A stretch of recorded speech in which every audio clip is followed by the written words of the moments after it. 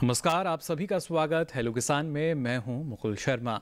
Hello किसान में आपके लिए हर रोज़ नई नई जानकारी हम लेकर आते हैं। तो चलिए सबसे पहले हमारे आज के कार्यक्रम में जो विषय रहेंगे उसके बारे में आपको हम जानकारी दे देते हैं। आज खासतौर से हम बात करेंगे जो हमारे नींबू वर्गीय पौधे हैं उनमें कौन से कृषि कार्य आप कर सकते हैं, यानी नींबू वर्गीय पौधों में समसामयिक कार्य। और इसके साथ ही बात होगी जो हमारे पॉली हाउस के किसान हैं, जैसा कि हमने आपको बताया नींबू वर्गीय पौधों में समसामयिक कार्य, ये हमारा आज का विषय है। और इसके साथ ही आज हम बात करेंगे पॉली हाउस के लिए नर्सरी उत्पादन की। जी हाँ, जो किसान पॉली हाउस में खेती करते हैं, नर्सरी अगर उन्हें लगानी है, क्या विकल्प उनके पास, इस बारे में हम आपको जानकारी देंगे। लेकिन इस विषय से संबंधित अगर आपका कोई भी सवाल है तो आप हमारे टोल फ्री नंबर पर हमें कॉल कर सकते हैं। ये नंबर है 1800113060, साथ ही 1800113061। इन नंबर्स पे आप हमें कॉल कर सकते हैं और आपके जो सवाल हैं उनके जवाब देने के लिए दो बेहद ही खास मेहमान आज हमारे साथ मौजूद हैं। आपको बता दें हमारे साथ स्टूडियो में मौजूद हैं डॉक्टर पीके सिंह जी, जो कि प्रधान वैज्ञानिक हैं भारतीय कृषि अनुसंधान संस्थान पूसा नई दिल्ली में। और इसके साथ ही आपको बता दें हमारे साथ जुड़ेंगे डॉक्टर ए.के. दुबे जी, जो हमारे साथ लाइव जुड़े हुए हैं, प्रधान वैज्ञानिक हैं आप भी भारतीय कृषि अनुसंधान संस्थान पूसा नई दिल्ली में। आप दोनों का बहुत बहुत स्वागत हमारे इस कार्यक्रम में। और जैसा हमने आज आपको बताया कि आज पहले हम बात करेंगे, जब पॉली हाउस की बात की जाती है, माना जाता है इसके ज़रिए हमारे जो किसान हैं उनकी आमदनी में ना सिर्फ इजाफा होता है, बल्कि यहाँ पर अगर नर्सरी उत्पादन की हम बात करते हैं, यानी जब शुरुआत में ही आप सावधानी रखेंगे तो जो मुनाफा है वो और भी ज़्यादा हो सकता है। इस बारे में सबसे पहले डॉक्टर पीके सिंह आपसे हम जानना चाहेंगे, पॉली हाउस की जो खेती है हमेशा से लाभदायक किसानों के लिए रही है, लेकिन यहाँ पर जब हम नर्सरी उत्पादन की जब बात करते हैं, अलग अलग जो हमारी फसलें हैं उनके लिए कितना फ़ायदा इसके लिए ज़रिए मिल सकता है, और अभी जो समय है वो कितना सही? देखिए, इस समय जब जैसे ये जून स्टार्ट हो चुका है, तो ये नर्सरी के लिए लोग जो किसान भाई हैं, और क्योंकि विभिन्न क्रियाएं पॉली हाउस में टाइम पे होती रहती हैं, तो जिनकी पहले फसल ख़त्म हो चुकी है वो अभी नर्सरी की प्रक्रिया में होंगे कि उन्होंने नर्सरी डालनी होगी। क्योंकि जो फसलें लगते हैं, मुख्य फसलें जैसे हमारी चाहे टमाटर हो या शिमला मिर्च है या खीरा है, तो वो हम लोग जो है वो जुलाई से लगाना प्रारंभ कर देते हैं किसान भाई। तो अभी खीरे के लिए जो है प्राथमिकता है कि खीरे की नर्सरी वो तैयार कर लें, उसके बाद फिर टमाटर और शिमला मिर्च की। तो ये बिल्कुल सही समय है इस समय। ये तमाम विकल्प हमारे पास हैं। खीरे की बात की जाए, टमाटर की बात करें, इसके अलावा कई और ऐसी बातें जिनका ख्याल आपको रखना होगा। आगे बढ़ें, आइए उससे पहले एक नज़र डाल लेते हैं इस खास रिपोर्ट पर।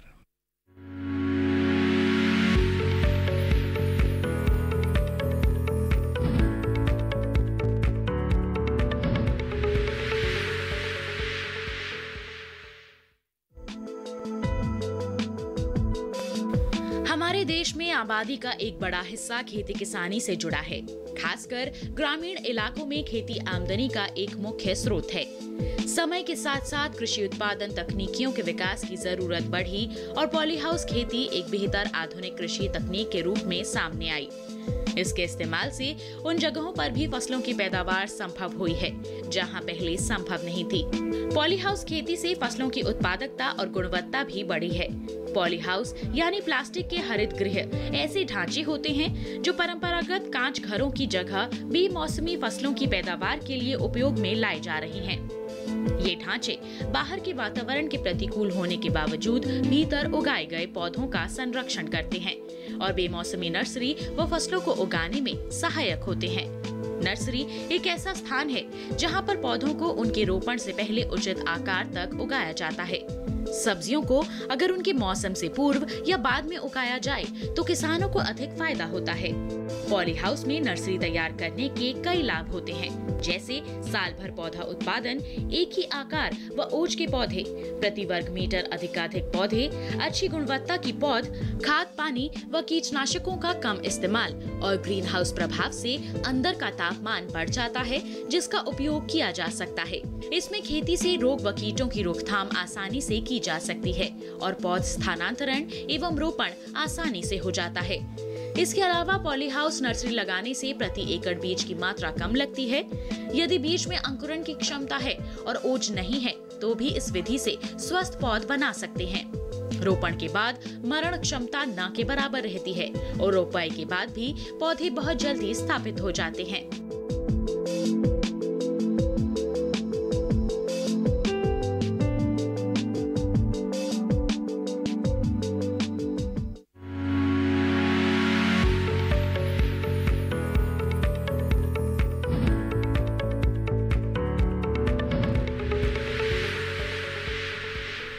तो जाना आपने किस तरह के फ़ायदे आपको मिल सकते हैं अगर आप पॉली हाउस में खेती करते हैं। जो नर्सरी है उसको अगर आप वहाँ पर तैयार करते हैं, और जैसे कि विकल्प के रूप में खीरे की बात करें, टमाटर की बात करें, जो कि हमें यहाँ डॉक्टर सिंह हैं हमारे साथ मौजूद हैं, उन्होंने हमें बताया। इस बारे में विस्तार से हम आगे इनसे बातचीत करेंगे, लेकिन आइए अब रुक कर लेते हैं डॉक्टर ए के दुबे जी का। यहाँ डॉक्टर दुबे, आपसे भी हम समझना चाहेंगे, नींबू वर्गीय जो हमारे हम फलों की हम बात करते हैं, या खासतौर से जो उनके पौधे हैं, उनमें किस तरह के समसामयिक कृषि कार्य की इस वक्त आवश्यकता है, और खासतौर से इनमें विटामिन सी जो है प्रचुर मात्रा में पाया जाता है, और कोरोना काल में तो काफ़ी आवश्यकता हम इसकी मान सकते हैं। कितना महत्वपूर्ण अभी के जो कृषि कार्य हैं हमारे नींबू वर्गीय पौधों में? बिल्कुल सही कहा, क्योंकि इसमें विटामिन सी की मात्रा बहुत ज्यादा होती है, तो और ये हम लोगों की जो प्रतिरोधक क्षमता है उसके बढ़ाने में बहुत ज्यादा सहायक होता है जी। तो इस समय में जैसे आप लोग जानते हैं कि जो नींबू वर्गीय जितना भी फल हो, कुछ इसमें मीठे फल होते हैं, कुछ खट्टे फल होते हैं, तो दोनों में रस की मात्रा बहुत ज्यादा होती है। और इस समय तापमान हमारा बहुत ज्यादा चल रहा है, गर्मी बहुत ज्यादा पड़ रही हुई है, तो इस समय अगर किसान भाई नींबू वर्गीय फलों का सही अच्छे तरीके से प्रबंधन करेंगे तो उनकी जो गुणवत्ता है वो बहुत अच्छी बरकरार रहेगी, और जब इसी फल को वो मंडी में ले जाएंगे तो इससे उनको जो आमदनी होगी वो बहुत ज्यादा होगी। क्योंकि कुछ नींबू वर्गीय फल जो खट्टे वाले हैं, जैसे लेमन है, मोटे छिलका वाला जो नींबू है, वो पकने को लगभग तैयार है, जुलाई के प्रथम सप्ताह में वो पककर तैयार हो जाएगा। अगर इस समय उसमें ध्यान ना दिया गया तो उसमें जो उनका फल है तो गुणवत्ता है दोनों प्रभावित होंगी। जी बिल्कुल। इसके अलावा जो मीठे फल है, जैसे किन्नो है, माल्टा है, मौसमी है, इसमें भी बहुत ज्यादा ये गर्मी के मौसम में ध्यान देने की आवश्यकता है। जी, बेहद ज़रूरी कि जो गर्मी का मौसम है उसमें उचित प्रबंधन हम अपनाएं, जिससे कि हमारे जो नींबू वर्गीय पौधे हैं या जो फल इनसे हमें मिलने वाला है वो ना सिर्फ गुणवत्ता युक्त हो, बल्कि उसके साथ साथ जो किसान इसकी खेती करता है उनको भी उसका बाज़ार भाव अच्छे से मिल सके। इस बारे में आगे हम चर्चा को जारी रखेंगे, लेकिन उससे पहले आइए नज़र डाल लेते हैं इस खास रिपोर्ट पर।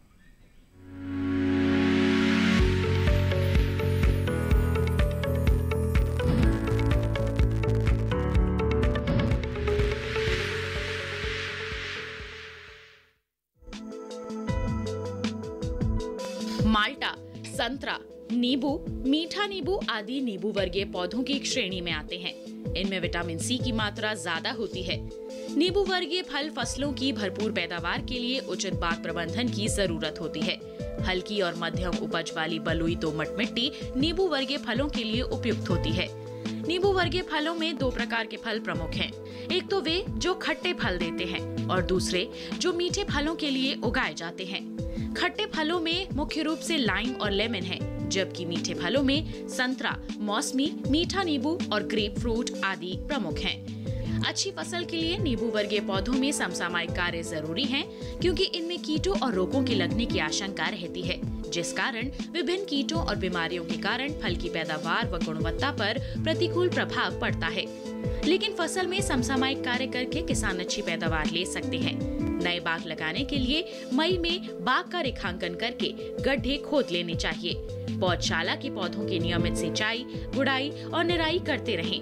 बाग में 15 दिनों के अंतराल पर सिंचाई करें। मौसम में अधिक तापमान व बढ़ती गर्मी के कारण फलों की बढ़वार रुक जाती है और फलों का गिरना एक प्रमुख समस्या बन जाती है। ऐसे में 2,4-D दवा को 10 ग्राम प्रति 100 लीटर पानी में मिलाकर छिड़काव करना फायदेमंद होगा। लेकिन किसान फसल में किसी भी तरह की दवा का छिड़काव कृषि विशेषज्ञों की सलाह से ही करें। जून के आखिर में खोदे गए गड्ढों में गोबर की खाद, उर्वरक और मिट्टी की बराबर मात्रा मिलाकर भरें। मिट्टी भरने के बाद सिंचाई जरूर करें, जिससे मिट्टी बैठ जाए। जल निकास नालियों को साफ करें। फलदार पौधों में नाइट्रोजन और पोटाश की दूसरी मात्रा को इसी महीने में देना फायदेमंद रहता है। नींबू में 1 साल के पौधे में 25 ग्राम नाइट्रोजन और 25 ग्राम पोटाश का इस्तेमाल इस महीने या फल लगने के 2 महीने बाद करें। जस्ते की कमी दूर करने के लिए 0.5% जिंक सल्फेट या जरूरत के अनुसार अन्य सूक्ष्म पोषक तत्वों का छिड़काव करें।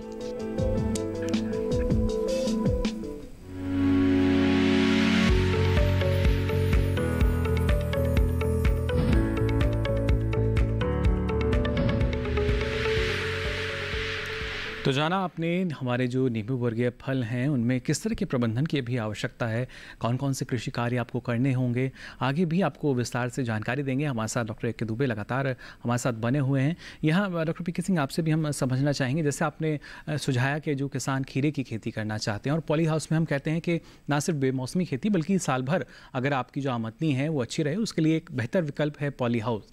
लेकिन जो किसान इसमें खीरे की खेती करना चाहते हैं या उसकी नर्सरी लगाना चाहते हैं, किन किन बातों का उन्हें यहाँ ख्याल रखना होगा? देखिए, सबसे पहली बात, अगर आप जो भी फसलें पॉली हाउस के अंदर लगाना चाहते हैं तो सबसे पहले कि आप तो फसल का चयन करें कि वो आप कौन सी फसल लगाएंगे। दूसरा, उस फसल के साथ कि आप कौन सी प्रजाति का प्रयोग करेंगे, क्योंकि जो पॉली हाउस के अंदर आप फसलें लगाते हैं उनके बीज बहुत महंगे आते हैं जी। और अगर आप उनकी पौध जो है बाहर तैयार करते हैं तो बाहर जो है पौध बनाने में कई तरह के नुकसान होते हैं। एक तो जैसे हम मिट्टी में पौध बनाते हैं तो मृदा जनित रोग लगते हैं। दूसरा कि अचानक अगर जो चाहे बारिश आ जाए या मौसम बदलता है तो आप प्राकृतिक रूप से कुछ भी कोई आपदा होती है तो आप उसको नर्सरी को प्रबंध करने में दिक्कत होती है। लेकिन अगर वो आपके संरक्षित क्षेत्र के अंदर है तो आप उसे ठीक से मैनेज कर पाते हैं। तीसरा, अगर जमाव जो है, आप देखें कि अगर हम पॉली हाउस के अंदर जो हम प्लग ट्रे नर्सरी उत्पादन करते हैं उसमें लगभग 100% जमाव होता है, जबकि बाहर जो हम जमाव होता है तो वो कम होता है। और जैसे हम पौध की जो बीज की लागत की बात करें तो लागत जो है वो काफ़ी ज़्यादा होती है। अगर खीरे की हम बात करें तो आप देखें इसमें जो खीरे का एक बीज है वो 5 रुपए से लेके 12 रुपए तक प्रति बीज होता है। अगर इसमें किसान ऐसा बीज खरीदता है और उसके बाद उस बीज में उसकी पौध जो है वो ठीक से ना बने और जमाव ठीक से ना हो तो उसको काफ़ी नुकसान बर्दाश्त करना पड़ता है। तो उन सब से बचने के लिए है कि आप जो नर्सरी है वो संरक्षित क्षेत्र में बनाएं, जिससे कि आप उसका बेहतर जो प्रबंधन कर सकें और आपकी पौध जो है वो बेहतर अच्छी तरीके से तैयार हो। क्योंकि बाहर बहुत सारे जो हमारे विषाणु जनित रोग हैं वो भी नर्सरी में आ जाते हैं। लेकिन जब आपकी नर्सरी एक संरक्षित क्षेत्र में होती है तो आप पौधों को उनसे बचा पाते हैं और एक स्वस्थ पौध जो है वो तैयार होती है, जो कि आगे चल के फिर स्वस्थ फसल में कन्वर्ट बदलती है और आपको अच्छा उत्पादन मिलता है। जी, जाहिर तौर पर गुणवत्तायुक्त जो पौध है वो हमारी रहेगी। लेकिन इसके साथ साथ अगर डॉक्टर पी.के. सिंह देखा जाए जिस तरीके से आपने बताया कि लेकिन क्या यहाँ जो पॉली हाउस की संरचना है वहाँ भी कुछ बदलाव की आवश्यकता है? जैसे कि क्योंकि हमारा जो दूसरा विषय है उसमें डॉक्टर दुबे हमें बता रहे थे कि लगातार जो तापमान बढ़ रहा है और बढ़ता तापमान हर एक फसल के लिए हम मान सकते हैं कि उसको सीधे तौर पर प्रभावित करता है। तो क्या यहाँ सबसे पहले नर्सरी की जब हम तैयारी कर रहे हैं तो संरचना भी कुछ महत्वपूर्ण हो जाती है? देखिए, अधिकतर हम इसमें जो प्राकृतिक रूप से संवाहित पॉली हाउसेज हैं उस तरह की संरचनाओं का हम प्रयोग करते हैं नर्सरी उत्पादन के लिए, जिनमें कि चारों तरफ जो है वो इंसेक्ट प्रूफ नेट जो होता है, मतलब कीट रहित रोधी जो जाली है वो लगाते हैं हम।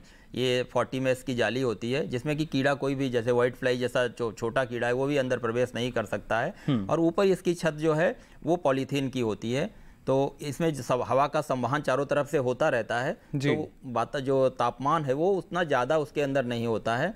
और हम कोशिश करते हैं कि इन जो हम पौध बनाते हैं उस पौध को हम मृदा रहित माध्यम के द्वारा तैयार करते हैं और हम प्लग ट्रेज का इस्तेमाल करते हैं। ये एक कॉमन जो हमारा मिक्सचर होता है उसको हम इस्तेमाल करते हैं। तो इसमें हम कोकोपीट, परलाइट और बर्मीकुलाइड लेते हैं। ये इनर्ट मटेरियल होता है। कोकोपीट तो नारियल का चूरा हो गया और राख जो परलाइट और बर्मीकुलाइड ये 2 रॉक साल्ट्स हैं, इनको हम लेते हैं। इनमें बहुत ज़्यादा तो किसी में भी पोषक तत्व तो नहीं होते हैं, लेकिन इनको हम 3:1:1 ये स्टैंडर्ड इसका मिक्सचर है उसको हम लेके और उसके अंदर फिर हम पौध बीज बोते हैं और उसमें विभिन्न तरह की ट्रे का भी हम इस्तेमाल करते हैं, क्योंकि जो 2 तरह की जैसे जड़ें होती हैं पौधों की, एक तो जो टैप रूट होती सीधी जाती है, दूसरी झगड़ा जड़ें होती हैं। तो उस हिसाब से अगर आप ऐसी किसी पौध को उगा रहे हैं जिसकी जड़ लंबी जाती है तो उसके लिए आपको बड़े आकार वाले प्लग ट्रेज का इस्तेमाल करना पड़ेगा। लेकिन आप जैसे टमाटर मिर्च है या शिमला मिर्च है और खीरा है, ऐसी फसलों के लिए हम जो हमारी 1 घन क्यूबिक मीटर की एक ट्रे आती है जिसका एक कोशिका जो है वो 1 क्यूबिक सेंटीमीटर होता है, तो हम उसका इस्तेमाल करते हैं। और ये लगभग 198 इसमें 198 छेद होते हैं, खाने होते हैं, तो उसको उस ट्रे का हम इसमें इस्तेमाल करते हैं और उनमें हम इस पौध को तैयार करते हैं। बिल्कुल, देखिए अलग अलग तकनीक है इसके लिए और उस तकनीक को जानना बेहद ज़रूरी है जिसके ज़रिए आपको अच्छी उपज जो है वो फसल की आपको मिल सकती है। साथ ही अच्छी उपज जब मिलती है तो उसके बाद आपको किस तरह से उसका रखरखाव करना है, इस बारे में भी हम बातचीत करेंगे। फिलहाल हमारे साथ एक दर्शक जुड़ चुके हैं फ़ोन लाइन पर। कंवर सिंह जी, बहुत बहुत स्वागत आपका हेलो किसान में। क्या जानना चाह रहे हैं? हेलो जी, सवाल पूछ सकते हैं आप अपना। संपर्क फिलहाल शायद हमारा इनके साथ टूट चुका है, लेकिन दोबारा कोशिश करेंगे इनके साथ हम जुड़ने की। यहाँ पर आइए अब रुक कर लेते हैं डॉक्टर ए.के. दुबे जी का भी लगातार हमारे साथ बने हुए हैं। डॉक्टर दुबे, जानना चाहेंगे आपसे, जिस तरीके से आपने बताया कि अभी कई ऐसे फल हैं जो कि लगभग जुलाई का जो महीना है, अगले ही महीने जो तैयार होने लगते हैं, लेकिन क्या अभी हम एक ऐसा महत्वपूर्ण समय मान सकते हैं कि जो गुणवत्ता युक्त फल है हमारा, उसको हम ले पाएँ? अगर कुछ गुणवत्ता की कमी आ रही है तो क्या कुछ ऐसा हमारे किसान को करना चाहिए कि वो उस कमी को पूरा कर सकें, उसके बाद बाजार में भी अच्छा भाव उन्हें मिल सके? बिल्कुल, ये अगर प्रबंधन सही तरीके से किसान भाई करेंगे तो निश्चित तौर से जो फलों की गुणवत्ता वो अच्छी हो जाएगी। जैसा कि मैं बताता हूँ, जितना भी नींबू वर्गीय फल है, इसमें जो रस की मात्रा बहुत ज्यादा होती है, और जैसे ही पानी की मात्रा जमीन में कम होगी तो इसका जो पानी है, जूस के रूप में जो पानी है, वो बाहर पौधों में आ जाता है, तो इसकी गुणवत्ता खराब होती है। और ये अगर ऐसे टाइम पे हो जाए जब आप तुड़ाई करने जा रहे हैं, तो निश्चित तौर से आपको बाजार मूल्य कम मिलेगा। तो यहाँ मैं बताना चाहूंगा, देखिए इस समय ये महीना किसानों के लिए जो नींबू वर्गीय फलों की खेती करना चाहते हैं, जैसे आपने अपने रिपोर्ट में बता दिया, कई प्रकार के नींबू वर्गीय फल होते हैं, मीठे भी होते हैं, खट्टे भी होते हैं, और ये बहुत ही फायदा देने वाले फल हैं। इनकी अगर खेती जो लोग कर रहे हैं बागवानी और जो करना चाहते हैं, उनके लिए ये महीना बहुत ही महत्वपूर्ण है। तो पहले मैं आपको बताऊंगा, जिन किसान भाइयों ने बाग लगा रखे हैं, तो उनमें इस समय अगर वो समुचित मात्रा में समय से पानी जरूर देते रहें, क्योंकि पानी की कमी सीधे फलों की गुणवत्ता को प्रभावित करेगी। बात ये आती है कि समुचित पानी किस प्रकार से दिया जाए। तो कुछ किसान भाई हमारे जो हैं, जो ड्रिप लगाए हुए हैं, तो वो तो 2-3 बार दिन में ड्रिप का चालन करें, जिससे पर्याप्त मात्रा में नमी रहे। कुछ किसान भाइयों के पास हमारा जो टपक सिंचाई नहीं है, तो उनको मैं यहाँ बताना चाहूंगा, वो कभी भी फ्लड में सिंचाई ना करें, जैसे एक तरफ से बागों को ना भरें, क्योंकि इसमें जो रोग होता फाइटोप्थोरा का, अगर वो ऐसे बागों को भरेंगे तो वो रोग फैलने की इसमें ज्यादा चांसेस रहते हैं। जी, संभावना बढ़ सकती है। बना लें और नाली बनाने के बाद सिंचाई करें और थाले बना के सिंचाई करें, तो निश्चित तौर से पानी की मात्रा भी समुचित रहेगी, पानी बर्बाद भी नहीं होगा, और फलों को उसका उचित लाभ भी मिलेगा। तो इस तरीके से किसान भाई पहला तो काम ये करें कि जब तक मानसून ना आए, तब तक अपने बागों का सिंचाई का प्रबंधन करते रहें। जी बिल्कुल, काफी महत्वपूर्ण ये अगर खासतौर से दक्षिण भारत में जो मानसून है वो दस्तक दे चुका है, लेकिन देश के जो दूसरे राज्य हैं वहाँ पर आने में उनको समय लगता है, और ऐसे ही जो क्षेत्र हैं जहाँ पर हमें सिंचाई प्रबंधन जो है वो अपनाना होगा, और इसके साथ साथ इस बात का भी ख्याल रखना होगा, जो बारिश का पानी है उसका भी संरक्षण हम कर सकते हैं और फिर उसको सिंचाई के प्रयोग में भी ला सकते हैं। जिस तरीके से डॉक्टर दुबे ने बताया कि हम ड्रिप इरीगेशन की अगर बात करते हैं तो वहाँ पर किस तरह की जो आवश्यकता है फिलहाल हमारे जो फल हैं, जो बाग हैं उनकी, उसको हमें पूरा करना होगा। और लगातार जब तापमान बढ़ता है तो ऐसे में ज़रूरी है कि जो सिंचाई प्रबंधन है उसको हम बेहतर ढंग से अपनाएं। और आइए एक बार फिर यहाँ रुक कर लेते हैं, एक दर्शक हमारे साथ जुड़ चुके हैं फोन लाइन पर। बहुत बहुत स्वागत आपका हेलो किसान में, क्या जानना चाह रहे हैं? हेलो। हाँ जी। जी, सवाल पूछ सकते हैं आप अपना। जी हेलो। हेलो। हाँ जी। जी, सवाल पूछ सकते हैं आप अपना। हाँ जी, मेरा सवाल है सर। जी हेलो, आवाज आ रही है? जी, आपको सुन पा रहे हैं, आप पूछ सकते हैं अपना सवाल। हाँ, नींबू के पौधों में बढ़वार नहीं हो पा रही, फिर उसके लिए कौन सी खाद या कौन सी दवाई दें? चलिए, बिल्कुल ये सवाल आया है डॉक्टर दुबे, ये जानना चाह रहे हैं कि जो नींबू के पौधे इन्होंने लगाए हैं उसमें बढ़वार सही से नहीं हो पा रही है, तो क्या किसी दवा का इस्तेमाल करना होगा, या जो उर्वरक की अगर हम बात करते हैं वहाँ पर कुछ कमी रह रही है? कब लगाए इन्होंने, कितने साल के पौधे हो गए? कन्हैयालाल जी, लाइन पर आप बने हुए हैं हमारे साथ? जी, कितना वक्त हो चुका है आपके जो पौधे जो आपने लगाए हुए हैं? 2 साल हो गए सर। 2 साल हो चुके हैं जी। तो नींबू का आपने लगाया हुआ है जो पौधे हैं? ठीक है, क्योंकि जैसा कि मैं जी डॉक्टर दुबे, जैसा कि मैं इस प्रोग्राम में कई बार बता चुका हूं कि जो भी नींबू वर्गीय फल हैं उनको पोषक तत्वों की बहुत ज्यादा आवश्यकता पड़ती है, क्योंकि इनमें इनकी बढ़वार, फूल, फलन में काफी ज्यादा पोषक तत्वों की आवश्यकता होती है, उसी हिसाब से ये पोषक तत्वों का शोषण भी करते हैं। तो एक चीज आपको यहाँ ये ध्यान देना है कि देखिए, जो भी फलों की अगर आप बागवानी करना चाहते हो तो थोड़ा जो कार्बनिक खादें हैं उन पे ज्यादा आप उनसे जो पोषक तत्व है उनसे पूर्ति ज्यादा करिए बजाय रासायनिक उर्वरकों के। तो एक चीज तो ये, क्योंकि ये 12 महीनों आपके खेतों में खड़े रहते हैं, तो इसलिए अगर आप पोषक प्रबंधन सही तरीका से करें, 2 साल के आप पौधे हैं, इसमें कम से कम 20 से 25 किलो सड़ी गोबर की खाद अगर आप डालेंगे अगली साल से, तो निश्चित तौर से जो बढ़वार की समस्या एक वो होगी। दूसरा ये है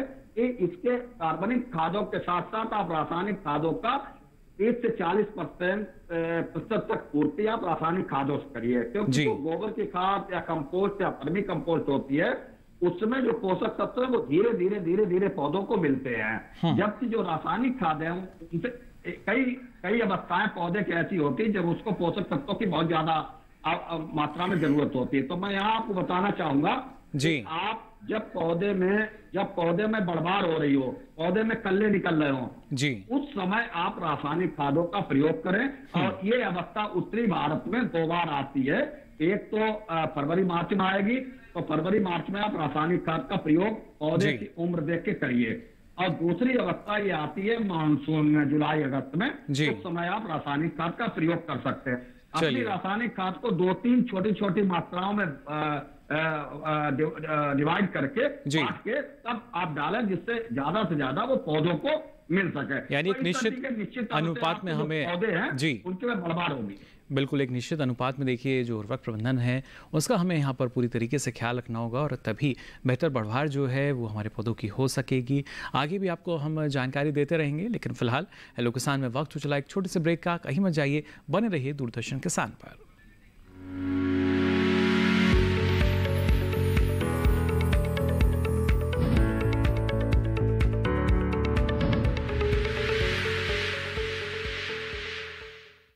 अरे भाई, सुना नहीं क्या? केसीसी ने किसानों का जिंदगी बदल दिया है। देश के छोटे किसान 1,60,000 रुपए तक का कर्ज बिना किसी गारंटी को ले पाएंगे। ब्याज खोरों से भी पीछा छुटा। मैं तो जैविक खेती का पूरा सामान मंगा लिया, केसीसी का भी कोई दबाव नहीं है। ब्याज चुकाने के लिए पूरा 1 साल मिलता है। समय पर भुगतान करने पर केवल 4% के सालाना ब्याज पे लोन मिल गया मुझे। अपना आधार कार्ड, लेटेस्ट फोटो और जमीन के कागजात लेके अप्लाई करो बस। और नामांकन भरने के लिए जेब भी ढीली नहीं करनी पड़ी।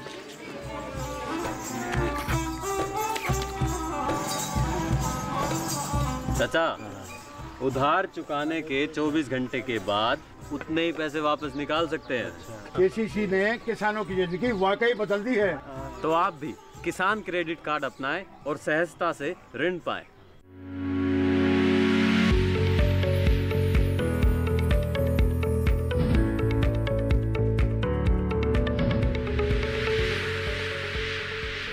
ब्रेक के बाद आप सभी का एक बार फिर स्वागत है हेलो किसान में। लगातार आपको हम जानकारी दे रहे हैं नींबू वर्गीय फलों में समसामयिक कृषि कार्य और इसके साथ ही पॉली हाउस में नर्सरी उत्पादन, इन दोनों विषय से संबंधित आप भी कुछ सवाल पूछना चाहते हैं तो हमारा जो टोल फ्री नंबर है वो आपकी टेलीविजन स्क्रीन पर फ्लैश किया जा रहा है, इस पर आप हमें कॉल कर सकते हैं। फिलहाल एक दर्शक हमारे साथ जुड़े हुए हैं कश्मीर से।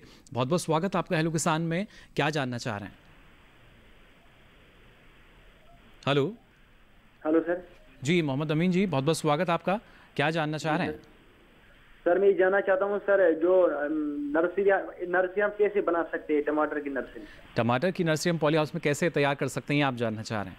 जी सर, और इसमें कौन कौन से हम जो खाद है किस तरह से हम डाल सकते हैं? चलिए बिल्कुल, डॉक्टर सिंह मैं चाहूँगा इस बारे में आप जानकारी दें। आप इसकी पॉली हाउस में नर्सरी बनाना चाहते हैं या पॉली हाउस में खेती भी करते हैं आप नर्सरी इसकी टमाटर नहीं की? सर, नहीं नर्सरी खाली बनाती है उसमें सर। अच्छा, ठीक है। तो आप वहाँ पे कौन सी प्रजातियाँ लेते हैं इसके लिए?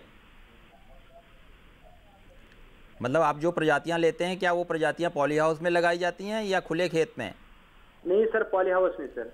तो पॉली हाउस की प्रजातियां अलग होती हैं। इसके लिए जो लगातार बढ़वार वाली प्रजातियां हैं आप उनको लें, और ये अधिकतर ऐसी प्रजातियां जो हैं वो हमारी निजी क्षेत्र की कंपनियों द्वारा ही दी जा रही हैं, तो उनको लें। और उसके बाद आप प्लग ट्रे लें और जो हमने आप जो पहले मीडियम बताया, जो माध्यम है मिक्सचर, जो इसका कोकोपीट, परलाइट और बर्मीकुलाइट का, उस मिक्सचर को लें और उस मिक्सचर को 3:1:1 मतलब 3 भाग कोकोपीट, 1 भाग परलाइट और 1 भाग बर्मीकुलाइट को जी ले सकते हैं। उसमें तीनों को मिला लें और उसमें मिक्सचर को ट्रे में भर के उसके बाद फिर उसमें बिजाई करें और ऊपर से हल्की परलाइट की उस पर परत लगा दें और इस तरह ही ट्रे के भर के उसमें फिर सिंचाई कर दें। फव्वारे से पानी देंगे और उसके बाद ऊपर ट्रे को, एक ट्रे के ऊपर दूसरी ट्रे रख के और फिर आप किसी चीज़ से दबा दें और तीसरे चौथे दिन आप देखेंगे कि आपका अंकुरण हो गया है जी। और जो आप उसकी बात कर रहे थे कि उसमें उर्वरक क्या दें, तो घुलनशील उर्वरक जो हमारी इफ्को के आते हैं, नर्सरी ग्रेड होता है 16:16:16, तो NPK 16-16-16 का होता है, आप उसका इस्तेमाल करें और इसको 2 ग्राम जो NPK का है उसको आप 10 लीटर पानी में घोल के और शुरुआती तौर पे प्रति हफ्ता, जब ये 2 पत्ती निकल आती है तो उसके बाद प्रति हफ्ते में 3-4 बार आप इसको स्प्रे कर दें जी। और इससे उसका पोषण बढ़ता रहेगा और जब थोड़ा पौधा बड़ा हो जाता है 2 हफ्ते के बाद, तब आप इसको 2 ग्राम को 4 ग्राम कर दीजिए, 4 ग्राम प्रति 10 लीटर में मिला के तब आप इसको स्प्रे कर दें। तो इस तरह इस नर्सरी का आपका पोषण प्रबंधन हो जाएगा और आप इस तरह नर्सरी इसकी बना सकते हैं। क्योंकि कश्मीर में इस समय सर्दी मतलब गर्मियाँ सी का मौसम होगा, वैसे तो सुहाना मौसम होगा तो ऐसी कोई दिक्कत नहीं है, लेकिन अगर सर्दी वहाँ आपको लगता है तापमान नीचे जा रहा है तो आप जो पॉली हाउस के साइड के पर्दे हैं उनको गिरा दें, तो उससे पॉली हाउस के अंदर जो तापमान है वो बढ़ जाएगा और जो पौधे हैं वो ठीक ठाक रहेंगे आपके। चलिए बिल्कुल। और इसके अलावा अगर आपको कोई बृहद जानकारी चाहिए, जो आपका नज़दीकी कृषि विज्ञान केंद्र है वहाँ पे आप उनसे भी संपर्क कर सकते हैं, या हमारा जो CITH central institute of temperate horticulture है श्रीनगर में, आप उन लोगों से भी संपर्क कर सकते हैं। या अगर कोई किसी तरह का प्रशिक्षण चाहिए आपको, जानकारी यानी आपको अलग-अलग माध्यमों से मिल सकती है, हमारे केंद्र पे भी हम लोग प्रशिक्षण कराते हैं और एक कोविड जब खत्म हो जाएगा तो उसके बाद आप किसी भी प्रशिक्षण के लिए आप हमारे यहाँ केंद्र पे भी आ सकते हैं या हमें। चलिए अगले दर्शक हमारे साथ अब जुड़ चुके हैं यहाँ पर उत्तर प्रदेश अलीगढ़ से। बहुत बहुत स्वागत आपका भी हेलो किसान में। क्या जानना चाह रहे हैं? हेलो हेलो जी हरिंदर जी, बहुत बहुत स्वागत आपका। क्या जानना चाह रहे हैं? नमस्कार जी। नमस्कार सर, मैं ये पूछना चाह रहा हूँ कि पॉली हाउस के बारे में जानकारी दें सर, और इसमें गवर्नमेंट की तरफ से कोई सब्सिडी का प्रावधान है और कौन कौन सी फसल जो है उसमें उगा सकते हैं सर? जी बिल्कुल जी। जो एक तो पॉली हाउस में आप जो मुख्य फसलें हैं वो हमारा जो लगातार बढ़ने वाली बेल वाली टमाटर है वो लगाते हैं हम। दूसरा जो रंगीन शिमला मिर्च है उसको आप उगा सकते हैं। और तीसरा खीरा, बीज बगैर बीज वाला, बिना बीज वाला खीरा, जिसको आप कोई चाइनीज कुकुम्बर कहता है, कोई यूरोपियन खीरा भी कहते हैं, तो वो खीरा आप इसके अंदर लगा सकते हैं। ये तो 3 सामान्य प्रजातियां हैं जिनको मतलब किस उस तरह की फसलें हैं जिनको आप लगाते हैं। इसके अलावा आप खीरा भी आपका करेला लगा सकते हैं और आप खीरा इसका मस्क मेलन मतलब खरबूज की खेती भी कर सकते हैं इसके अंदर। लेकिन जब खरबूज और आप करेला लगाएंगे तब आपको हाथ से पॉलिनेशन करना पड़ेगा, क्योंकि जो भी परागण करना पड़ेगा, क्योंकि पॉली हाउस के अंदर कीड़ा नहीं होता है।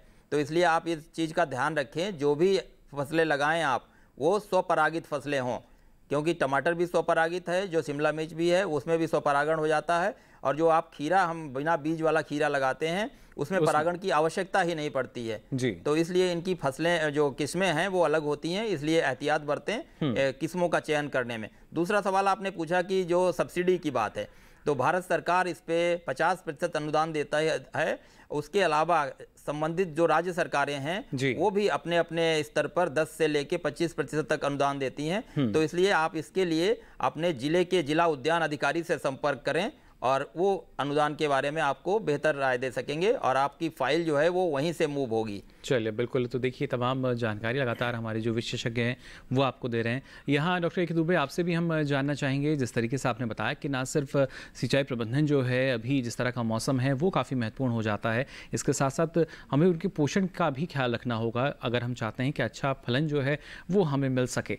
लेकिन इसके अलावा जो नए किसान हैं जो इसकी खेती से अभी जुड़े हैं, उनके लिए क्या कुछ सावधानी उनको रखनी बेहद ज़रूरी है? जैसा आपने कहा कि जो मानसून का जब आगमन होगा तो उस वक्त काफ़ी बेहतर रहता है अगर वो जो हमारे नींबू वर्गीय बाग हैं वो लगाना भी चाह रहे हैं। सबसे ज़्यादा मुनाफे की जो संभावना है, आप हमारे किसानों को इसके लिए क्या सलाह देंगे? कौन से फल में, नींबू वर्गीय फल में ज़्यादा रहेगी उनके लिए? एक्चुअली इस समय विविधीकरण का जमाना है। अगर किसान भाई विविधीकरण करके अगर फसल लगाएंगे तो निश्चित तौर से उनको ज्यादा फायदा होगा। नींबू वर्गीय जो फल है वो जो कि एक समूह होता है, तो उनका जुलाई से, जैसा मैंने बताया कि जुलाई से लेके और दिसंबर जनवरी तक वो पक्का तैयार होते हैं। तो कुछ किसान भाई थोड़ी मात्रा में नींबू लगा ले जो जुलाई में पकते हैं, और एक खट्टा नींबू होता है जिसको हम कागजी नींबू कहते हैं, उसके भी कुछ पौधे लगा ले। उसके अलावा जो मीठी नारंगी है, जिसमें पूसा संस्थान ने भी 2 बहुत अच्छी किस्में निकाली हैं, पूसा सरद और पूसा राउंड, उनका रोपण कर सकते हैं। इसके अलावा किन्नो है, ग्रेप फ्रूट है। तो इस तरीके से अगर किसान भाई लगाएंगे तो उनकी आमदनी एक नियमित हो जाएगी। जुलाई से लेके और दिसंबर जनवरी तक उनको आमदनी मिलती रहेगी जी। अब लगाने का ये है, इस समय लगाने का बहुत ही उचित समय आने वाला है, क्योंकि जुलाई में उसकी तैयारी किसान भाइयों को अभी कर देनी चाहिए, क्योंकि पौधों का जो उपलब्धता है वो पहले तय करें कि उनको अच्छी किस्म के पौधे कहाँ मिल सकते हैं। जो किसान भाई अगर कागजी नींबू लगाना चाहते हैं, वो इसमें आपके जो पूसा उदित, पूसा अभिनव है, वो दोनों किस्में अच्छी हैं, उनका रोपण वो कर सकते हैं। इसके अलावा मौसमी पूसा सरद, पूसा राउंड और हमारी कागजी कला लेमन है, उसका कम लगाएं, क्योंकि उसका बाजार बहुत कम होता है, लेकिन चूंकि वो गर्मियों में तैयार होती है इसलिए उसके कुछ पौधे लगा सकते हैं। अब पौधे हमेशा प्रमाणिक नर्सरी से लें, जिससे कम से कम जो किस्म वो मांगे वो किस्म उनको प्राप्त हो। फलों में दिक्कत क्या होती है कि फलों में अगर 3 साल बाद पता चलेगा कि आपने जो किस्म लगाई वो किस्म वही थी या नहीं थी। इसलिए जो भारत सरकार द्वारा या प्रदेश सरकार द्वारा जो नर्सरी प्रमाणित हैं, आप पौधे हमेशा उन्हीं से लें, यानी प्रमाणित स्रोत से ही हमें जो पौध है इसको लेना होगा। और इसके साथ साथ इन तमाम बातों का हमें ख्याल इस समय गड्ढे बनाना बहुत जरूरी है, क्योंकि जो भी इस समय रोग या जो कीट होंगे वो मर जाएंगे। तो एक 75 गुणा 75 सेंटीमीटर इस समय उचित दूरी पर गड्ढे बना ले। जी बिल्कुल, ये काफ़ी महत्वपूर्ण है। इस बारे में आगे भी आपसे हम जानकारी लेंगे। फिलहाल एक और दर्शक हमारे साथ जुड़ चुके हैं फोन लाइन पर। बहुत बहुत स्वागत आपका हेलो किसान में। क्या जानना चाह रहे हैं? हेलो।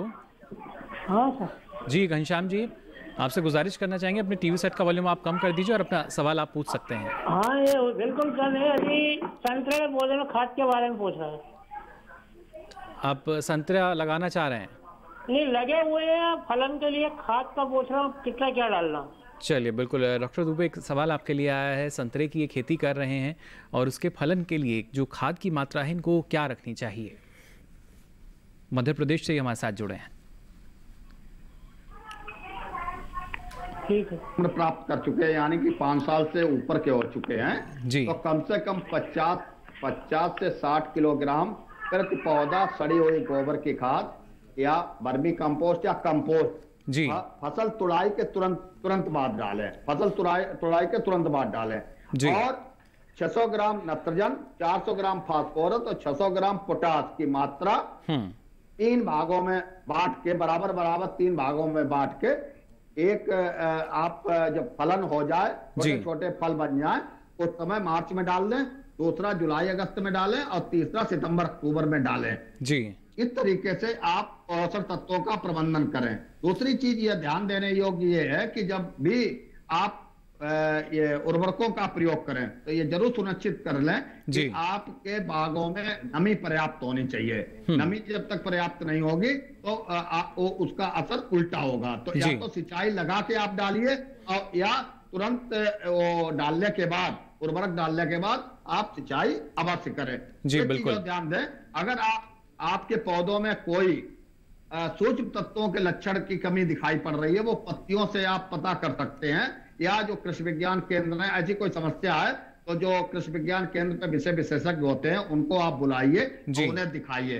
तो जब नई पत्तियां निकल रही हो आपकी फरवरी मार्च में या जुलाई अगस्त में, तो उस समय जो सूक्ष्म तत्वों का जो मिश्रण आता है जी, उसका आप स्प्रे कर दीजिए नई पत्तियां निकलते समय। तो जो पोषक तत्व, सूक्ष्म पोषक तत्वों की जो कमी होगी वो आपके पौधों में पूरी हो जाएगी, जिससे आपकी फलत भी बहुत बढ़िया होगी और जो फल गिरने की समस्या है, फल फटने की समस्या है, उससे भी आपको काफी हद तक निजात मिलेगा। चलिए, बिल्कुल इस बात का देखिए आपको ख्याल रखना होगा, समय रहते जो उचित जो पोषण प्रबंधन है वो आपको करना होगा और समय समय पर अलग अलग अवस्थाओं में इसकी आवश्यकता रहती है, उस आवश्यकताओं को पूरा करना बेहद ज़रूरी।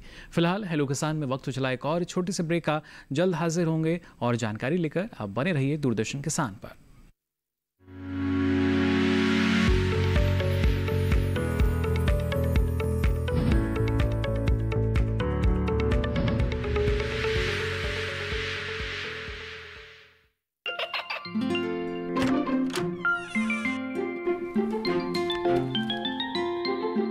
ये क्या हो रहा है? काशवी, इतने कम मार्क्स? काशू बेटा पढ़ा करो, पढ़ोगी नहीं तो आगे कैसे बढ़ोगी? मम्मा मैं भी तो आपसे यही कहना चाहती हूँ, पढ़ा करो। आप पढ़ोगे नहीं तो आगे कैसे बढ़ोगे? मतलब? वो देखो, सिर्फ बैक पर छपा ऑर्गेनिक नहीं, ऑर्गेनिक का निशान पहचानिए। पीजीएस ऑर्गेनिक का ये लोगो उन किसानों की पहचान है जो आज भी परंपरागत विधि से रसायन मुक्त खेती कर आपके लिए शुद्ध फसल उपजा रहे हैं। अब समझे मम्मा, अगर मैं प्योर ऑर्गेनिक फूड नहीं खाऊंगी तो अच्छे मार्क्स कहाँ से लाऊंगी? अच्छा बच्चों, जैविक खेती की इस मुहिम को आगे बढ़ाइए, शुद्ध ऑर्गेनिक अपनाइए।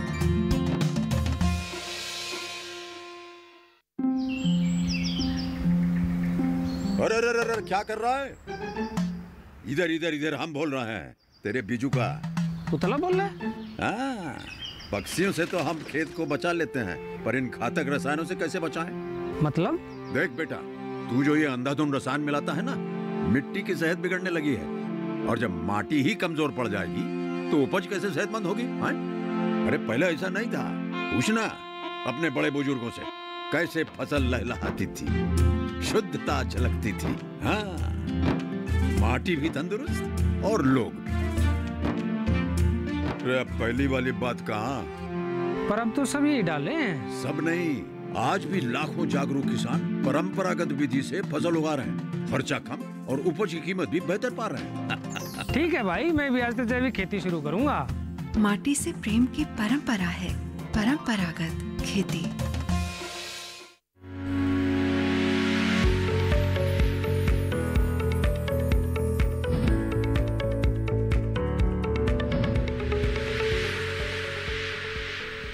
तो ब्रेक के बाद आप सभी का एक बार फिर स्वागत हेलो किसान में। नींबू वर्गीय फलों में समसामयिक कार्य और पॉली हाउस में नर्सरी उत्पादन, इन दोनों विषयों पर लगातार आपको हम जानकारी दे रहे हैं। और यहाँ पर डॉक्टर पीके सिंह, आपसे हम समझना चाहेंगे, जैसा आपने बताया कि जब हम खीरे की खेती करना चाह रहे हैं या टमाटर या इसके अलावा अलग अलग रंग की जो शिमला मिर्च की खेती हम करते हैं, इसके ज़रिए काफ़ी मुनाफा हमें मिल जाता है। लेकिन क्या किसान जो है ना सिर्फ मुख्य फसल के लिए, सिर्फ पौध के लिए या नर्सरी के लिए ही एक रोज़गार के रूप में इसका चयन कर सकते हैं? बिल्कुल, आपने बहुत सही सवाल किया शर्मा जी, क्योंकि इस समय आप देखें, चाहे हमारा महाराष्ट्र है, गुजरात है, आंध्रा है, इवन कर्नाटका है, और अब तो हमारे उत्तर प्रदेश और जो हरियाणा, पंजाब, दिल्ली, एनसीआर के कुछ हिस्से हैं, यहाँ पर भी कई जगहों पे जो हमारे ग्रामीण युवा हैं वो इसको अपना रहे हैं और एक बहुत ही अच्छा माध्यम हो सकता है। अब मैं आपको एक उदाहरण के तौर पे बताता हूँ। अगर आप 500 स्क्वायर वर्ग मीटर की नर्सरी आप बनाते हैं जी, स्ट्रक्चर आपके पास बनता है, तो लगभग आप साल में 12 से 15 लाख पौधे तैयार कर सकते हैं। और हर किसान ये चाहता है कि, कई बार आपने देखा होगा हमारे यहाँ किसानों की ये दिक्कत होती है कि खेत तैयार हो जाता है तब वो ढूंढते हैं कि साहब बीज कहाँ मिलेगा, पौध कहाँ मिलेगी। बिल्कुल। तो ऐसे जो हमारे किसान हैं उनके लिए बहुत सुगम साधन है कि वो उस नर्सरी से जाके, क्योंकि जब लोग नर्सरी पैदा करते हैं तो उनका एक अपने गांव में या आसपास वो उनकी प्रतिष्ठा हो जाती है कि उस नर्सरी में अच्छे पौधे मिलते हैं, प्रमाणित स्रोत हो जाता है, तो वो वहाँ से पौध लेके अपने खेतों में लगा सकते हैं। दूसरा फायदा ये होता है कि आपकी मान लिया अभी खेत खाली नहीं है और आप सोचते हैं कि मेरा खेत खाली होगा, गेहूं कटेगा तो उसके बाद मैं लौकी या खरबूजा लगाऊंगा, तो 1 महीने का मार्जिन होता है। तो आप उस नर्सरी वाले को बोल सकते हैं भाई मुझे नर्सरी खरबूजे की या लौकी की इतनी पौध चाहिए, तो वो आपके लिए तैयार कर देगा और आपका खेत जो समय है 1 महीने का, वो आपका समय का सदुपयोग हो जाएगा कि आपका खेत खाली होगा और आपकी पौध तुरंत तैयार होगी, तो आप लगा सकते हैं। तो दोनों को फायदा है, जो नर्सरी उत्पादक है उसको भी फायदा है और जो हमारा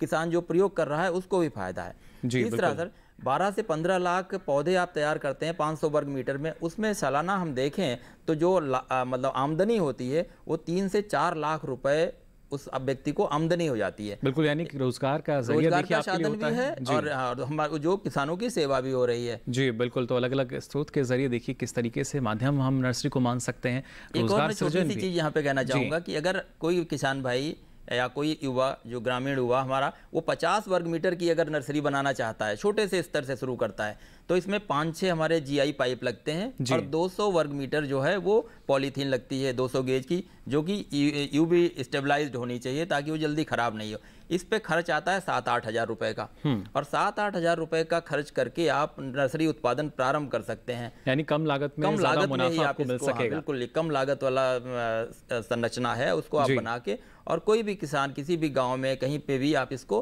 प्रारंभ कर सकते हैं। चलिए, फिलहाल एक किसान हमारे साथ जुड़ चुके हैं, हमारे दर्शक जो हैं वो हमारे साथ जुड़ चुके हैं फोन लाइन पर। सुभाष जी, बहुत बहुत स्वागत आपका हेलो किसान में, क्या जानना चाह रहे हैं?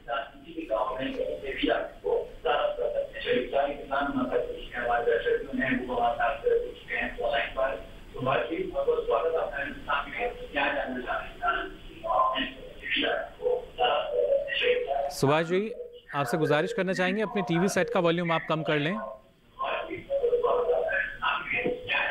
लगातार दर्शकों से हम अपील करते हैं जब भी आप अपना सवाल पूछें तो अपने टीवी सेट का वॉल्यूम आप बंद कर दें, इससे सुगमता रहेगी, जो आपका सवाल है वो हम और बेहतर ढंग से सुन पाएंगे। जी सुभाष जी।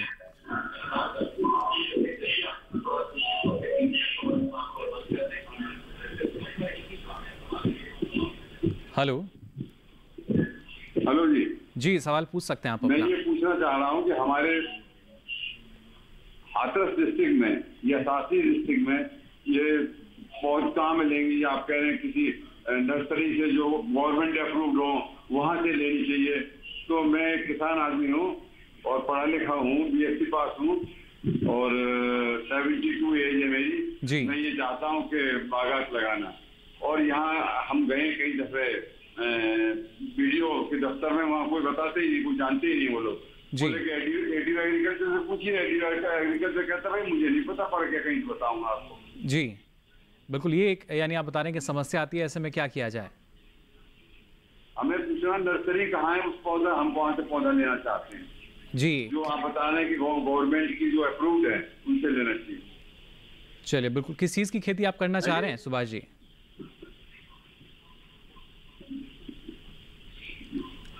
सुभाष जी, आवाज मिल पा रही है आपको हमारी? हम जो नींबू और एक वो इस टाइप के नींबू का जो है, संतरा है, मौसमी है, इस टाइप की। चलिए, बिल्कुल। डॉक्टर दुबे, आपसे हम समझना चाह रहे हैं कि कहाँ से, जो अब हम बात करते हैं कि प्रमाणित स्रोत हो, अच्छी नर्सरी हो, कहाँ से जो ये हाथरस उत्तर प्रदेश से हमारे साथ जुड़े थे किसान जो हैं फिलहाल, कहाँ से इनको ये उपलब्ध हो सकेगा? बिल्कुल, मैं बताना चाहता हूं कि जितने भी हमारे ICR के संस्थान हैं, वो पौधों का मल्टीप्लिकेशन करते हैं। जो भी हम लोग नई किस्म विकसित करते हैं उनका रोपण होता है। तो अगर ये पूसा उदित, पूसा अभिनव लगाना चाहते हैं, पूसा शरद, पूसा राउंड लगाना चाहते हैं, तो अभी इनके पौधे फिलहाल हमारा संस्थान जो है दिल्ली में यहाँ से मिल रहे हैं। इसके अलावा अगर ये दूसरी किस्म भी लगाना चाहते हैं, जैसे हमारी कागजी कला है या विक्रम है, प्रेमालिनी है या मौसमी है, इनकी किस्म लगाना चाहते हैं, तो मैं यहाँ बता दूं कि भारत सरकार जो भी ICR के संस्थान हैं, जैसे हमारा लखनऊ में संस्थान है, मेरठ में संस्थान है, या क्या नाम ये झांसी में है संस्थान, कई जगह हमारे जो है वो उनकी नर्सरी है, वो पौध रोपण करते हैं। तो जो भी भारत सरकार या प्रदेश सरकार के संस्थान है वो सारे प्रमाणित होते हैं। वहां से किसी भी संस्थान में अगर ये पौधों का मल्टीप्लिकेशन होता है तो ये वहां से पौधे खरीद सकते हैं। अब आती है जो हमारे जो प्राइवेट सेक्टर है, जो वहां के बारे में तो जो हमारा राष्ट्रीय औद्यानिक बोर्ड है, जिसको हम नेशनल हॉर्टिकल्चर बोर्ड कहते हैं, वो कुछ नर्सरी स्थापित करने के लिए अनुदान भी देता है और लोग नर्सरी स्थापित करते भी हैं। तो उसका जितनी भी नर्सरी एक्रीडेटेड होती हैं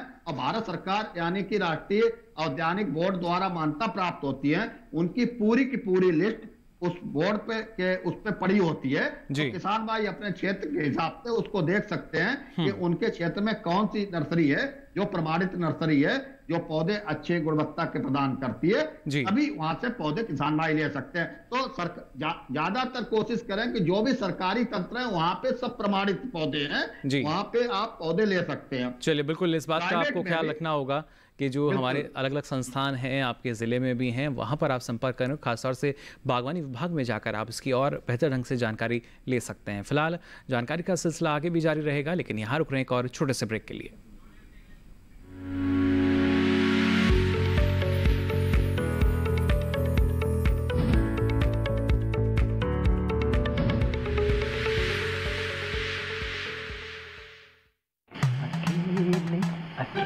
अरे वाह भैया, अकेले अकेले।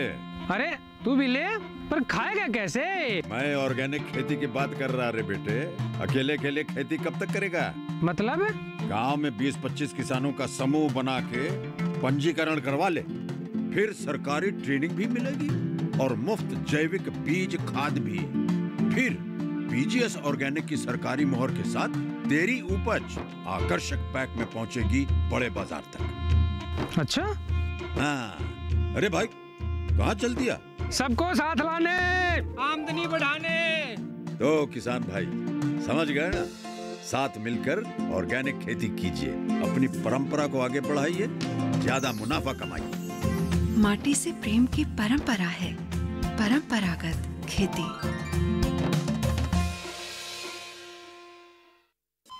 अरे सुन तो। मुझे क्या सुनाना चाहते हो? जो सुनाओ मेरी सौतन को। किसको? अरे वही तुम्हारा मोबाइल फोन जिससे सुबह शाम दिन रात चिपके रहते थे और कहते थे किसान कॉल सेंटर से बातें हो रही हैं। अच्छा, ये बात है। हाँ, क्यों? क्या हुआ? अब बात नहीं होती क्या? अब तो झट से बात हो जाती है। ऐसा क्या? हाँ, अब तो ज्यादा लाइनें और खास तकनीक के कारण खेती के माहिरों से तुरंत बात हो जाती है। और अगर कभी लाइन व्यस्त हो तो अपनी समस्या फोन पर रिकॉर्ड करा दो, वहाँ से फोन आ जाता है और समस्या की हल का मैसेज भी आ जाता है। ये देखो आ गया। अरे वाह, इसका मतलब इंतजार की घड़ी अब खत्म। हाँ। तभी मैं सोचूं कि आजकल मुझ पर इतना प्यार क्यों आ रहा है। कृषि संबंधी समस्याओं का अपनी भाषा में तुरंत हल पाने के लिए पूरे भारत में किसी भी फोन से हेल्पलाइन नंबर पर संपर्क करें। किसानों का दोस्त किसान कॉल सेंटर।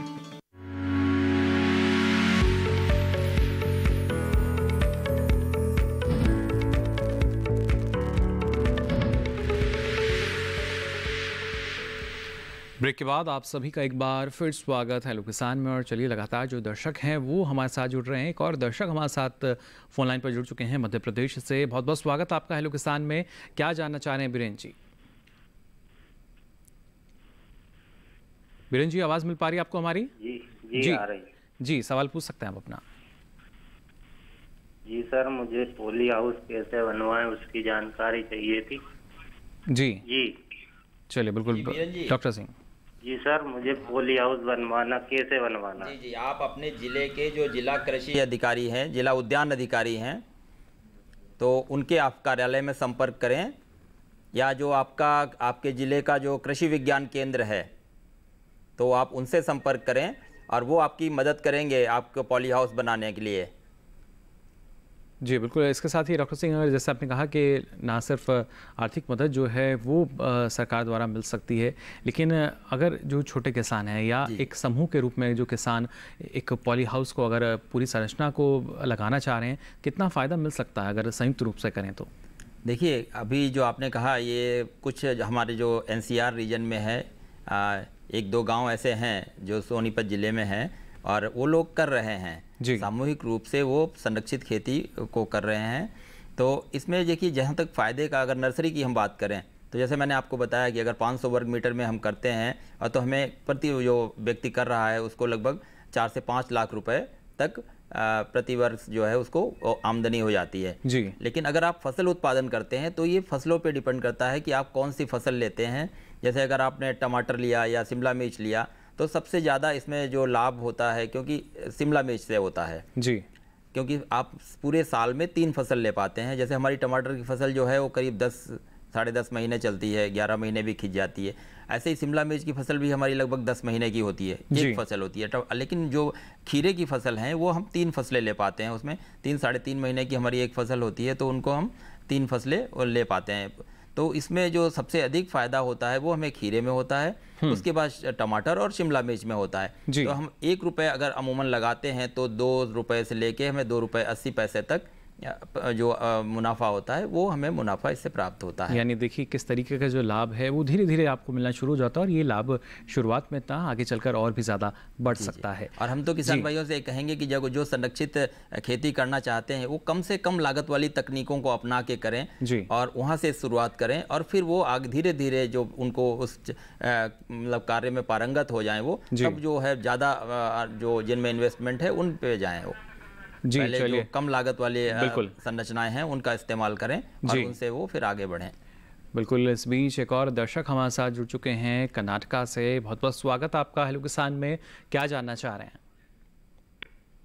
हेलो जी। शिवानंद जी सवाल पूछ सकते हैं आप अपना। हाँ नमस्ते सर, मैं निप्पानी तालुका चिकोट डिस्ट्रिक्ट बेलम कर्नाटक से शिवानंद बोल रहा हूँ सर जी। हमारी खेती बाड़ी में जो अभी है, जो हम अभी जो टमाटर रहे या भाजी पाला कौन सा भी उगाते हैं उससे कीड़े मकोड़े बहुत तकलीफ देते हैं जी। फिर ये जो पॉली में जो हम पेड़ जो उगाते हैं उससे कीड़े मकोड़े के और उत्पादन में घट और फायदा ज्यादा कम किससे होता है और इसके लिए कौन सी इस्तेमाल करना अच्छा लगता है और हम क्या करने से फायदा होता है सभी शेतकरी भाइयों को जी। मेरा सवाल है सर। चलिए बिल्कुल। किस तरीके से देखिए कर्नाटका से हमारे साथ जुड़े हैं और खुले में खेती करते हैं, ज़ाहिर तौर पर कई तरह की समस्याएं सामने रहती हैं, कीट पतंगों की बात करें या दूसरे प्राकृतिक रूप से भी। जानना चाह रहे हैं क्या बड़ा फायदा शिवानंद जी, अगर आप पॉली हाउस के अंदर खेती करते हैं तो आपका उत्पादन लगभग 3 गुने से भी ज़्यादा बढ़ जाता है। तो और जो इसमें बीमारियों की आपने बात की या कीड़ों की बात की, तो उसके लिए अगर आप नेट हाउस का इस्तेमाल करते हैं तो उसमें आपके कीट पतंगों की समस्या जो है वो कम होती है और जो रासायनिक दवाओं का इस्तेमाल है वो भी आपको कम करना पड़ता है, लेकिन उपज आपको जो है वो ज़्यादा मिलती है। बिल्कुल। ये बड़े फायदे देखिए सीधे तौर पर जो आपको मिल सकते हैं पॉली हाउस से। साथ ही यहाँ डॉक्टर दुबे आपसे भी हम जानना चाहेंगे, अगर सही समय पर जो कृषि कार्य हमारे जो नींबू वर्गीय फल हैं उसमें किए जाएँ कितना लाभ मिल सकता है ये आपने बताया, और क्या कुछ खास ऐसी सावधानी का जो है वो हमारे किसानों को रखनी होगी फिलहाल के समय में? तो यह है कि आगे जब बारिश ज्यादा आएगी तो नींबू फटने की भी समस्या, जो बड़ा वाला नींबू लगा हुआ है फटने की समस्या आ सकती है।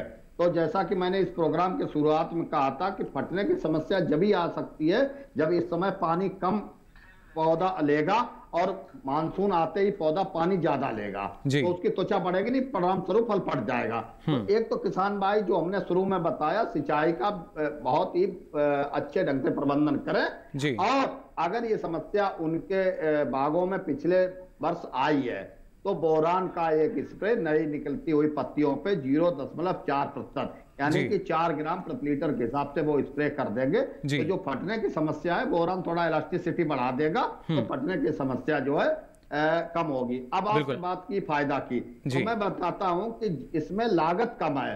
इसमें जो शुरुआती लागत है, जैसे आप पौधा खरीदोगे तो 50 रुपए 60 रुपए का आपको पौधा मिलेगा, तो वो लागत तो ज्यादा होगी, लेकिन एक बार आपने बाग अपना स्थापित कर लिया उसके बाद इसमें जो लागत आती है वो बहुत कम लागत आती है। और जैसे मैंने उदाहरण दिया, जैसे हमारा जो पूसा संस्थान की निकली हुई किस्में हैं, पूसा उदित, पूसा अभिनव, उनका चयन कर सकते हैं। 1500 से 2000 तक फल पेड़ प्रतिवर्ष किसान भाई प्राप्त कर सकते हैं। बिल्कुल। अच्छा फलन देखिए आपको मिल सकता है जिसके जरिए अच्छी बिल्कुल अच्छी आमदनी आपको मिल सकेगी। फिलहाल डॉक्टर दुबे वक्त यहाँ हो चला है, वक्त की हमारे पास कमी है। बहुत बहुत शुक्रिया आपका हमारे साथ जुड़ने के लिए और तमाम जानकारी हमारे दर्शकों के साथ साझा करने के लिए। साथ ही डॉक्टर पीके सिंह साहब आपने भी इतनी महत्वपूर्ण जानकारी हमारे दर्शकों के साथ साझा की, इसके लिए आपका भी बहुत बहुत शुक्रिया। साथ ही हमारे दर्शक जो हैं और बेहतर ढंग से जान पाए होंगे, बात अगर नींबू वर्गीय फलों की हम कर रहे हैं या फिर पॉली हाउस में नर्सरी उत्पादन की बात की जाए, क्या फ़ायदा इसके ज़रिए आपको मिल सकता है। अब चलिए आपको बता देते हैं जो हमारा कल का विषय रहेगा कल के खास तौर से विषय की अगर बात की जाए, कल आपको हम जानकारी देंगे गर्मियों में पशुओं की देखभाल को लेकर, और इसके साथ ही बात होगी गर्मियों में मुर्गियों की देखभाल। इन दोनों विषय पर आप जानकारी ले सकेंगे। इसके अलावा अगर आप अपना कोई सवाल या सुझाव हमारे पास तक पहुंचाना चाहते हैं तो आप हमारी ईमेल आईडी नोट कर सकते हैं। हमारी मेल आईडी है hellokisan2015@gmail.com। इस पर आप हमें संपर्क कर सकते हैं। इसके अलावा आप फेसबुक के माध्यम से हमसे जुड़ सकते हैं। आपको फेसबुक पर जाकर हिंदी में टाइप करना होगा हेलो किसान, और यहाँ भी आप अपना सवाल या सुझाव लिखकर छोड़ सकते हैं। साथ ही सबसे महत्वपूर्ण विकल्प आप सभी के लिए, जो यहाँ आप डीडी किसान के कॉल सेंटर का नंबर नोट कर लीजिए। ये नंबर है 1800-113060। सोमवार से शनिवार सुबह 6 से रात के 10 बजे तक की लाइन्स खुली हैं। इस पर भी आप अपना सवाल दर्ज करा सकते हैं। फिलहाल अब कार्यक्रम में वक्त हो चला आप सभी से विदा लेने का। फिर हाजिर होंगे नई जानकारी के साथ। तब तक के लिए दीजिए इजाजत। नमस्कार।